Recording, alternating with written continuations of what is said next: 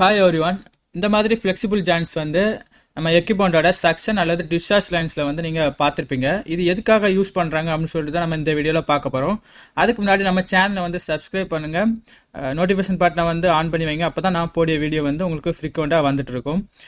So இந்த மாதிரி flexible joint வந்து கொடுத்துருக்கான ரீசன் வந்து வைப்ரேஷன், நாய்ஸ், தெர்மல் கண்டக்டிவிட்டி, அதுக்கப்புறமா ஆக்சியல் மூவ்மெண்ட், அந்த பைப்பிங்கில் ஏற்படுகிற ஸ்ட்ரெஸ் இதெல்லாம் ரெடியூஸ் பண்ணுறதுக்கு தான் கொடுத்துருக்காங்க.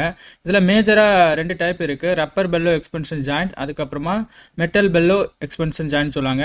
அதுக்கப்புறம் இதோட டிசைனை வச்சு இதில் வந்து நிறைய டைப்ஸ் இருக்குது. இதில் குறிப்பாக இந்த மெட்டல் பெல்லோ எக்ஸ்பென்ஷன் ஜாயிண்ட் வந்து சில தெர்மல் எக்ஸ்பென்ஷனுக்கு இது வந்து யூஸ்ஃபுல்லாக இருக்குது. இப்போ பைப் வந்து நமக்கு வந்து ஃப்ளான்ஸில் கனெக்ட் பண்ணியிருக்கோம். ஆனால் அதில் வந்து ஹீட் ஏற்பட்டு அப்படின்னா அந்த பைப் வந்து பெண்ட் ஆகுறதுக்கோ உடையறதுக்கோ வாய்ப்பு இருக்குது. அதே இந்த பெல்லோ அதில் யூஸ் பண்ணோம் அப்படின்னா அந்த பெல்லை வந்து எக்ஸ்பென்ஷன் ஆகிட்டு நார்மல் டைமில் வந்து அது நார்மல் நிலைமைக்கு வந்துடும். ஓகேங்களா? தேங்க்ஸ் ஃபார் வாட்சிங்.